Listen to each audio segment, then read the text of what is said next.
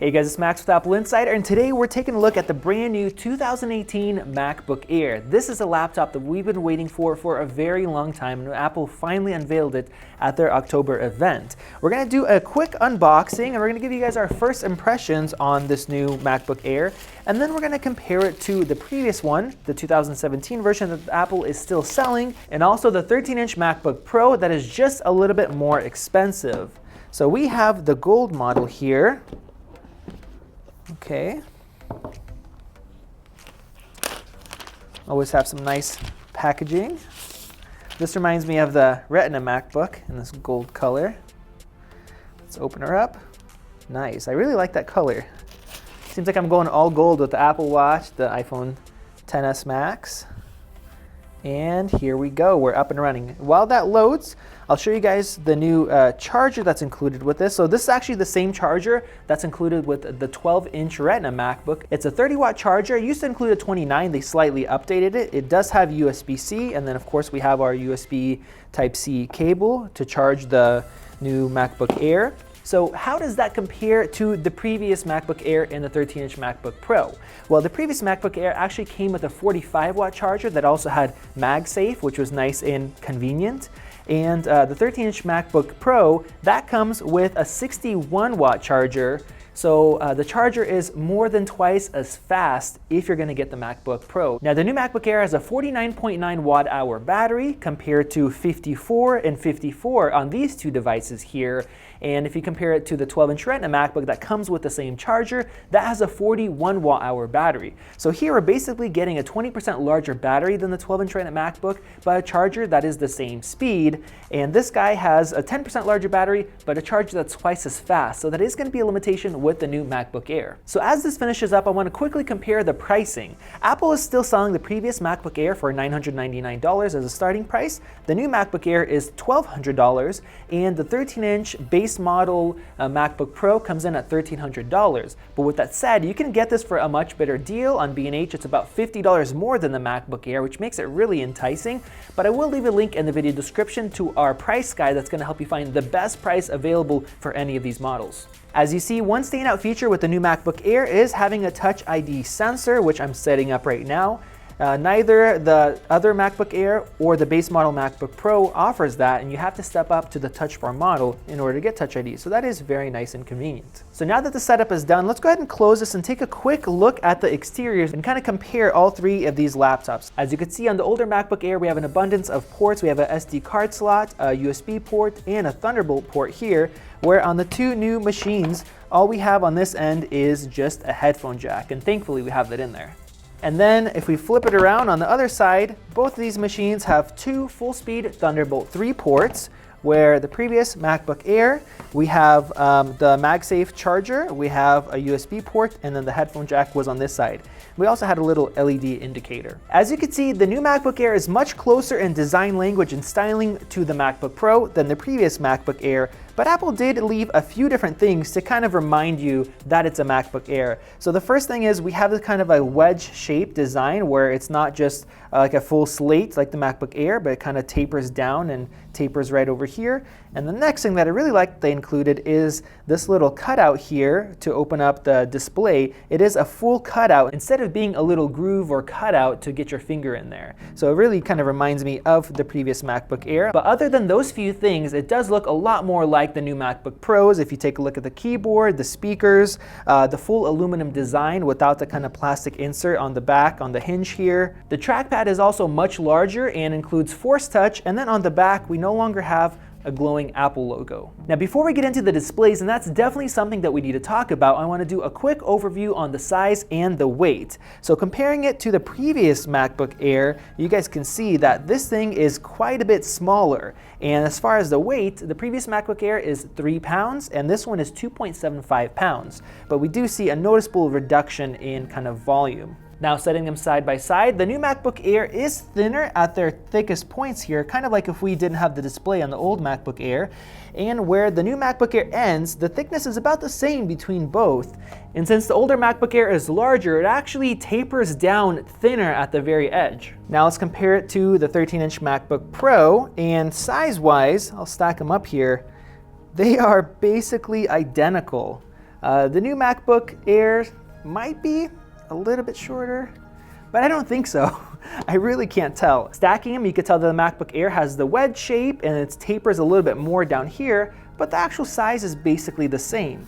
And let's set these guys side by side and take a look here. It's actually very interesting. The MacBook Air is taller, higher off of the desk than the MacBook Pro, so it's actually a little bit larger here. And then of course it tapers down and gets thinner at the edge, a little bit thinner, including the display, than just the main body of the MacBook Pro. So let's open this guy up here.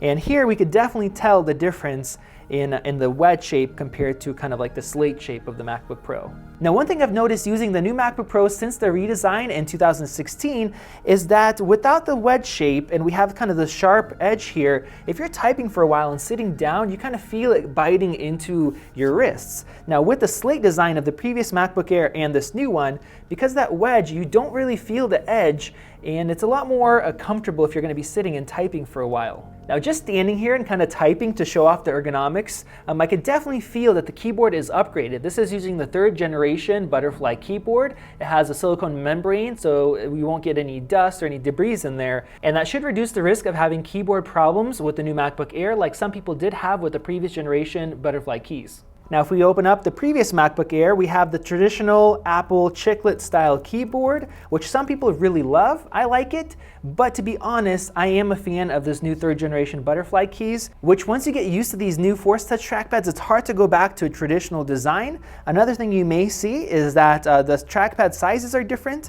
So with the new MacBook Air, we do have a larger size than the previous one, but it's still not as large as the MacBook Pro's trackpad. So finally, let's talk about the displays.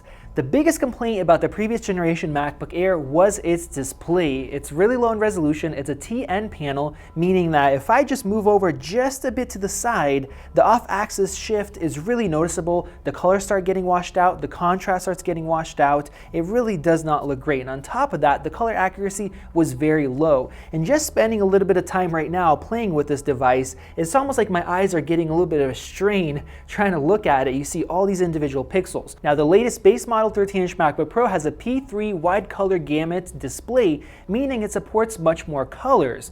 Now, I didn't think it was going to be that big of a difference not having that on the MacBook Air because it is a Retina display, but now seeing them side by side, I definitely could tell that we have more contrast here, and the display is showing us more colors. Like in the sky, we see a different kind of hue of blue compared to the MacBook Air. So if you're going to be doing photo editing, manipulating colors, you definitely want to go with the MacBook Pro. Now, that's not the only difference. We also have a difference in display brightness. So the 13-inch base model MacBook Pro is rated at 500 nits, and the new MacBook Air is rated at 300 nits. But taking a look at Laptop Mag's analysis of the displays, they actually got a whole screen average of 439 on the MacBook Pro and 234 with the new MacBook Air. So how does that compare to the previous generation MacBook Air? They actually rated this MacBook Air at 336, over 100 nits brighter, and if we take a look at the 12-inch Retina MacBook, that's rated at 340. So if we compare Apple's full latest lineup of laptops, the new 2018 MacBook Air still has the worst display. Now, with that said, if you're a casual user, you'll likely be very happy with the display in this new MacBook Air. But if you're somebody that often uses your laptop outside, or you do color grading or editing, I would suggest going with the MacBook Pro. Now, before we test out and compare the performance, let's talk about speakers. So the new MacBook Air is very similar to the MacBook Pro in its speaker grills and the speaker setup, where the previous MacBook Air had speakers underneath the keyboard. So let's run a quick test and see how they compare in sound quality and loudness.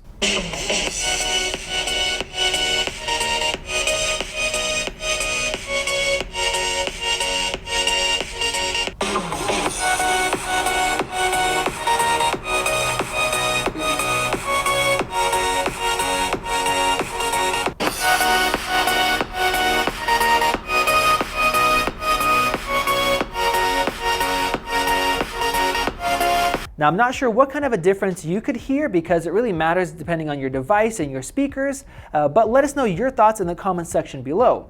Personally, I could tell a huge difference with the new MacBook Air. Not only is it louder and has better highs, but has much better bass and kind of those low notes. It's a noticeable difference, a really big upgrade. Now comparing it to the 13-inch base model MacBook Pro, the MacBook Pro is surprisingly even louder and the high notes are noticeably brighter. So if you're looking for sound performance, the MacBook Pro is definitely the winner. So now finally, let's get into performance. I'm running the latest version of Geekbench 4, the CPU test, and I want to mention that both of these machines run 15-watt processors, where the new MacBook Air is using the newest 8th generation Intel processor, but it is a 7-watt processor. So we're going to see the performance difference. They're all dual cores with 4 threads, and the results are in. If we take a look at the single core performance, the MacBook Air is much closer to the MacBook Pro, but if we take a look at multi-core, the new MacBook Air is right smack in the middle as far as scores between the previous MacBook Air and the 2017 13-inch base MacBook Pro. And now we have the graphics chip results using Metal, and the new MacBook Air has a 20% higher score than the previous MacBook Air, but the MacBook Pro has a 40% higher score than the MacBook Air. So if you're going to be doing graphics intensive tasks, the MacBook Pro is a better choice. So thank you guys for checking out our hands-on first impressions and comparison between the previous MacBook Air and the MacBook Pro. We're going to have separate videos that are going to go much more in depth. So if you guys want to check that out, make sure you guys subscribe. This has been Max, and I'll see you in the next video. If you enjoyed this video, like it and hit that subscribe button. Also, check out our price guide, which makes it extremely easy to find the best deals on Apple products updated daily. Be sure to follow us on social media, and we'll see you in the next video.